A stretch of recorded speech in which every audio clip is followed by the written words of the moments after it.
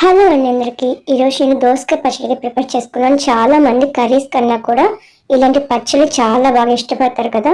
నేను ఈ దోసకాయ పచ్చడి ప్రిపేర్ చేసిన వేడివేడి అన్నంలోకి చాలా బాగుంటుంది. దీనికోసం నేను ఒక దోసకాయ అయితే తీసుకున్నాను.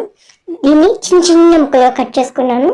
ఈ విధంగా కట్ చేసిన తర్వాత నేను కొద్దిగా ఆయిల్ అయితే బాణీలోకి యాడ్ చేసుకున్నాను. ఇది కాగిన తర్వాత ముక్కలన్నీ యాడ్ చేసేసుకొని కొద్దిగా పసుపు కొద్దిగా ఉప్పు కూడా యాడ్ చేసేసుకొని మొత్తం ఫ్రై చేసుకోవాలి.